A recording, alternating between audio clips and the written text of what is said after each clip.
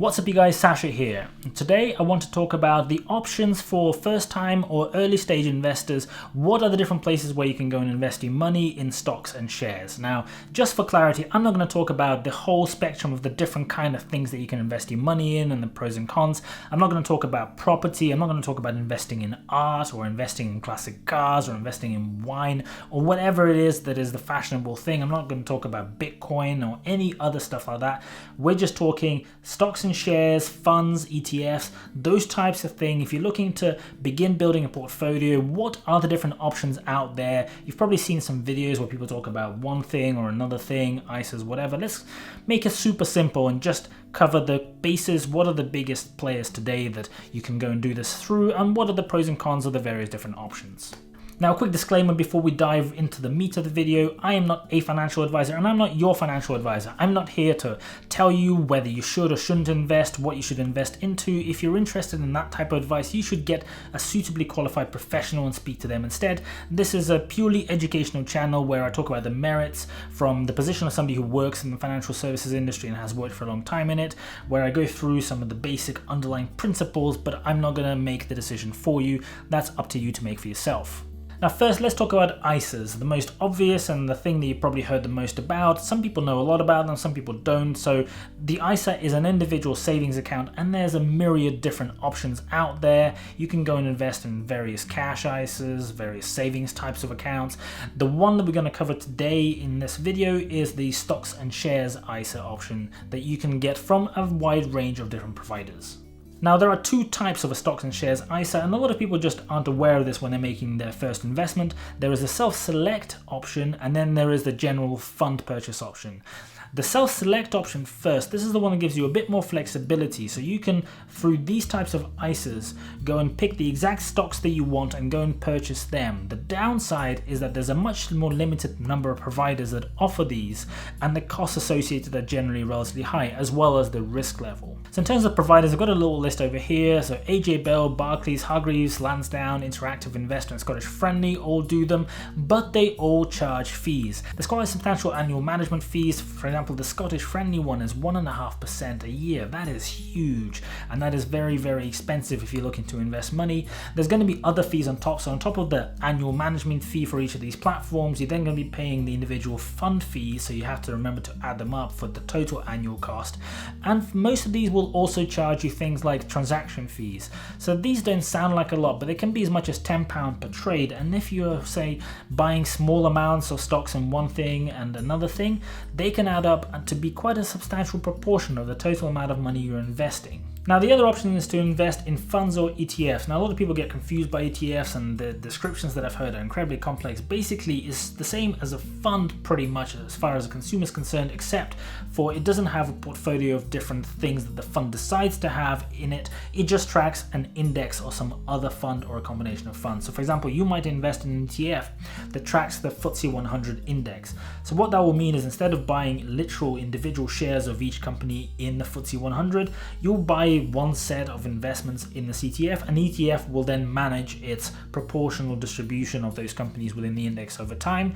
You're basically going to be mimicking the performance of the index by buying into the ETF.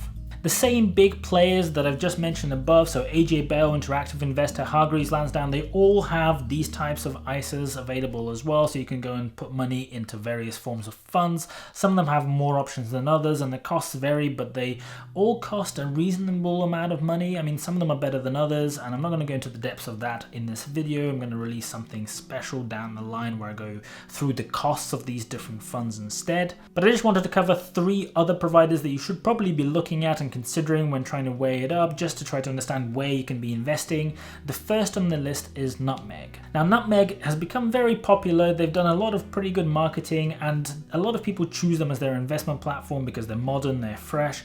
The thing is, they have relatively high fees. If you're investing in some of the cheaper things, there can be 0.17, 0.33 I think percent per year. If you're investing in a fixed portfolio, that can be 0.45%, or a fully managed portfolio will set you 0.5 0.75% per year back. Now on top of that, you have to pay the fund fees, which again are going to be another 0.17 to 0.33% on top of that. So you can be paying quite a substantial amount in fees. Now there's a lot of links out there which will actually eliminate the first year's fees. So for 12 months, you can not pay the annual management fee. So in the spirit of impartiality, I haven't got one of these links. So go and find one online wherever it is that you like looking. Money Saving Expert has one. Other YouTube channels that talk about these things have them. Go and look elsewhere. I don't care. I'm just going to give you the information as it is. The second option is Vanguard, and Vanguard is incredibly popular. Their downside, before we get into the positives, is you can only invest in Vanguard funds, and there's 73 of them, I think, or something like that, and they range from various lifestyle options to various risk levels to very specific combinations of types of funds and equities that you're going to be investing in. You can go and look through the different options and choose what you like to invest in or distribute it between different ones. It's up to you, but the benefit of them is they're really transparent and very fair on pricing. So there's no exit fees, which is really great because if you choose to leave the platform at any point, you don't have to pay anything to do that. And the annual management fees are very low. So I wrote them down over here. They're 0.15% for the platform, and you're paying another something like 0.22% for the fund. So in total, that's less than 0.4%, which is pretty reasonable and certainly better than most of the other options that you've got. Last on my list is Trading 212. Now these guys are new on the scene. They are fully authorized, regulated. Your money is protected with them just like with everybody else. But the one massive advantage that they have is they are completely free. So the platform is free, there's no management fees, there's no transaction fees. It is incredibly good right now. The truth is, in time, I think a lot of fees are going to turn up and they're going to try to market you other products, and they currently charge for some of the other parts of their platform. But if you're looking to invest in stocks and shares, they are an absolutely amazing option. I'm actually in the process of doing a video which talks about specifically how to open an account with them and the various things you can and can't do with them. I'm going to be releasing it in a few days, and I'm going to put a link in the description. I'm going to link it through in this video up here as well. If you're interested in watching that video, make sure you hit subscribe and hit the bell so you get notifications, because not only will I release that one video, but there's going to be others coming down the line where you can get more interesting information about this type of thing. I look forward to seeing you in the next videos. Now, just before we jump away from ISAs, let's talk about the other type of ISA that is sort of investment related, and that is called a LISA, or a lifetime ISA account. And what this does is it allows you to invest up to 4,000 of your annual £20,000 allowance into a slightly different type of ISA. And if you invest 4,000, the government adds another 20% on top, which is incredibly generous because you can then take that total pot and go and invest it and grow it over time. But the main constraint is there are only 3 ways that you can withdraw money from this account without paying a huge penalty. The 3 ways are this: either you are 60, or you have a terminal illness that is going to cause you to die in the next 12 months, or you are buying the first property ever, including any property you might have owned in the UK or any other country in the past. But if you don't hit one of these qualifying criteria, you have to keep it in the account and you have to wait until either you're 60 or buying your first house in order to be able to withdraw it. Now, if you do withdraw it outside those boundaries, you have to pay a 25% tax or fee or whatever you like to call it for the privilege. And basically, you're not just giving the government the 20% back that they've invested, you're also paying an extra 5% on top. Now, the fact that this money is so restricted, and the fact that you can only begin investing in one of these up to the age of 39 is probably going to mean that it's not the right thing for most people. There's a whole separate topic of conversation about whether or not you should invest in pensions, and I think you definitely should, and there's a lot of really great reasons why you should, and that's a whole separate topic of conversation. But given that you have this fixed annual allowance of £20,000, I would strongly go and think about investing in an ISA, because the flexibility is definitely worth it. The fact that you don't have to put the money away for 20, 30 years at least before you're able to go and get it is a massive benefit. If you're specifically saving for a first house and you want to buy it in at least 12 months time, this product can be great for you. But for most other people, it doesn't make much sense. I would go and get a stocks and shares ISA instead, because of the flexibility, the number of options available, and the kind of returns you can get are generally going to be better on them than on lifetime ISA products. Now, outside the ISA world, there are a lot of other investment options, lots of the same companies. In fact, pretty much every company that does an ISA will also offer you the general, normal, standard investment accounts as well. And although it sounds like a bad idea, there's a lot of positives as to why you should consider using them. Now, number one, most obvious, if you've already maxed the £20,000 ISA allowance for the year, you will want to be investing somewhere else. So what you want to then do is go and pick the type of stocks and shares account with the same or another provider, which will not be part of your annual ISA allowance. Now, for everybody else, if you're not going to be putting away more than £20,000, there are still good reasons why you might want to choose a non-ISA one versus an ISA one. Number one reason is there's a greater number of different options for you to play with. Now, I'm not saying some of them are better than the options that you do have with an ISA account, but for example, you can go and invest in foreign entities, you can go and invest in US platforms. So things like eToro, which is one of the really big ones, there's lots of other options as well. Now, they just offer you a few more options that probably is not going to help you if you're new to the game, if you're just starting out, if you're trying to get a feel for how this stuff works.